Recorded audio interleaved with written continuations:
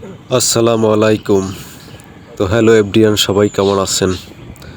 তো সকাল সকাল রওনা দিলাম জালকাঠির উদ্দেশ্যে।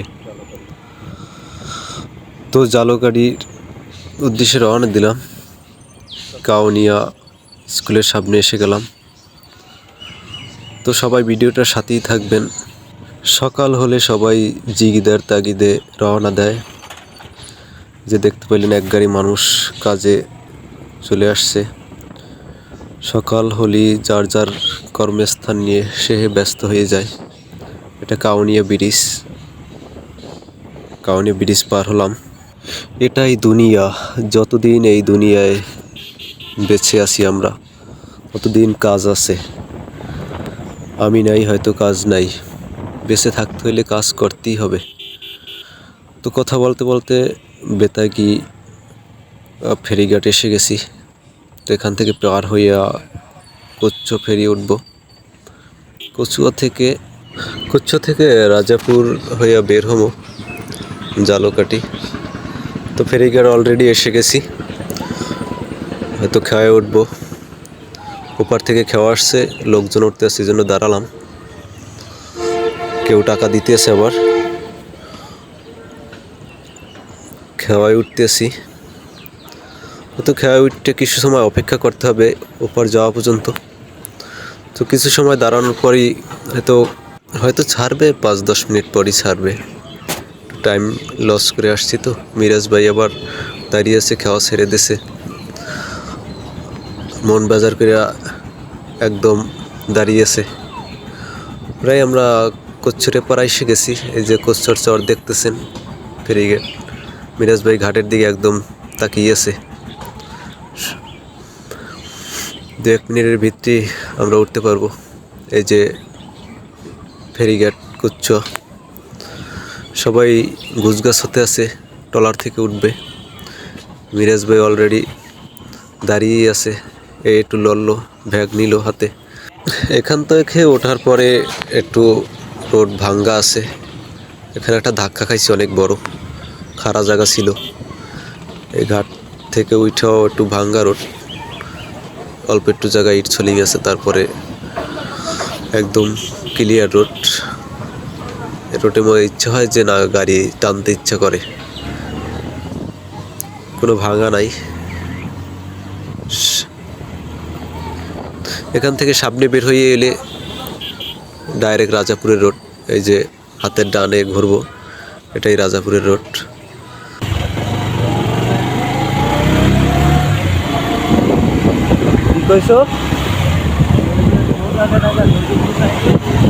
সোজা গেছে ওইটা হইলে তোমার ওই যে বিনা পানি আছে না, বিনা পানি বাইরেই এরপর হইলে একটা ডাইরেক্ট ভান্ডার দিয়ে তুমি ওখান দিয়ে আবার জালকাঠিও যাইতে পারবা।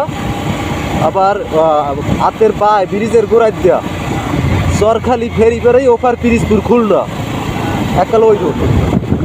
আর এইটিতে যে যাইতেছি না, এইটিতে মোরা সোজা যাই একার রাজাপুর উঠবো। আর ওইটা কি গেলে ঘুরিয়ে যাওয়া লাগবে। আর এটা ডাইরেক্ট একাল রাজাপুর বাইরেছে। 5 বছরও তো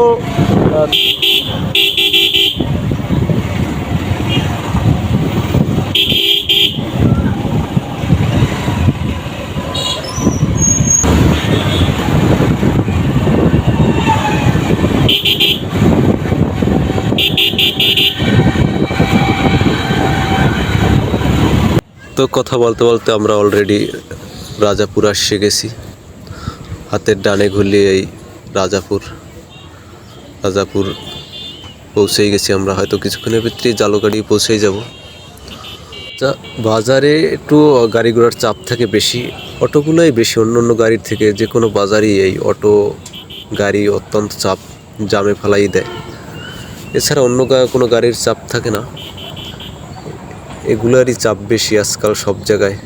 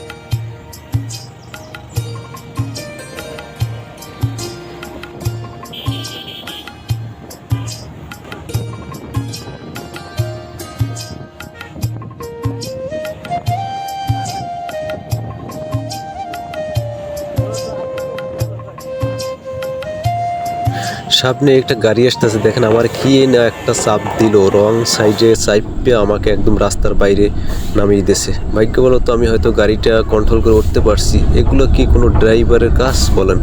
দুই গাড়ি একসাথে ওরা ওভারটেক করে, এরা রোডে উঠলে কি মনে করে বুঝতে পারি না কিছু, মনে হয় যে রোডটা ওদের বাবারই, এরকম ওরা গাড়ি চালায়।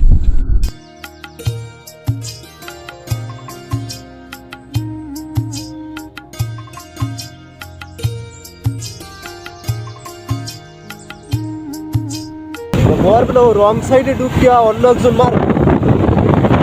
হ্যাঁ? অবস্থাটা হচ্ছে কি কদি?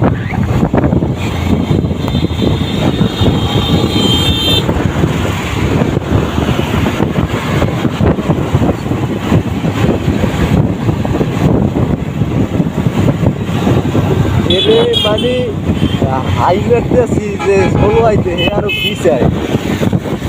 হ্যাঁ, গাড়িটা মনে হয় কোনো সরকারি গাড়ি নাকি? হ্যাঁ,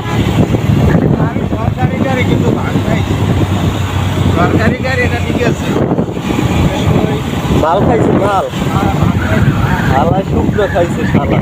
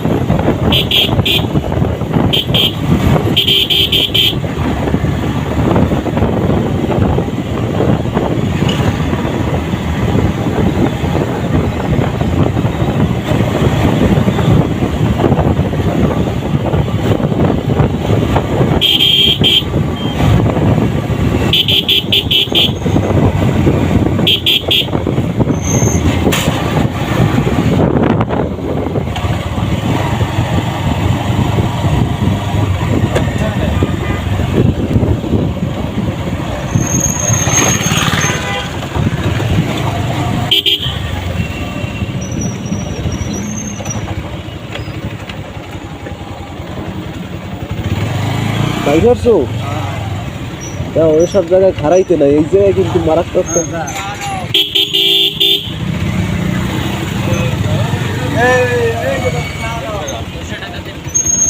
না দেছো?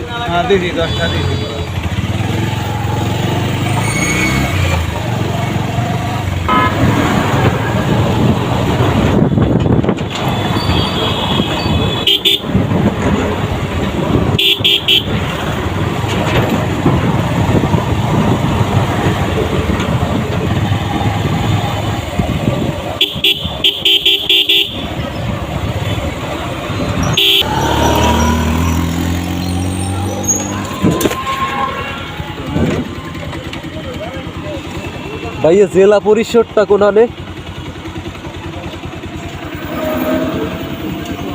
এই ব্রিজে পরে।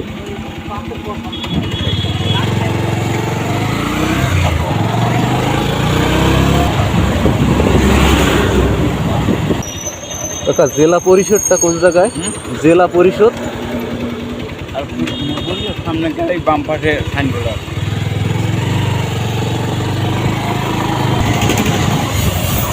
এই দিনই জেলা পরিষদ, জেলা পরিষদ এই দিক, জেলা পরিষদ জালকাড়ি। আর ফোন দাও দি আরে।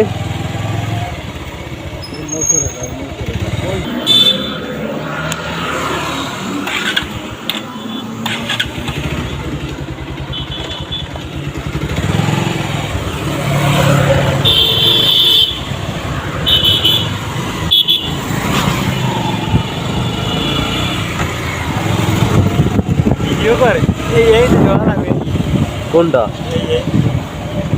রাস্তা কই? এই রাস্তা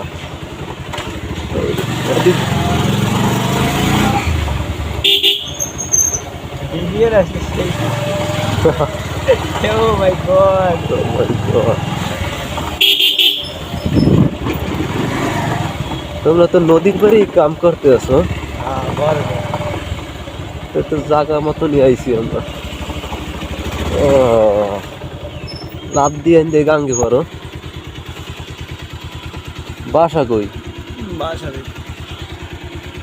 গাড়ি উইনা লাইতে। হ্যাঁ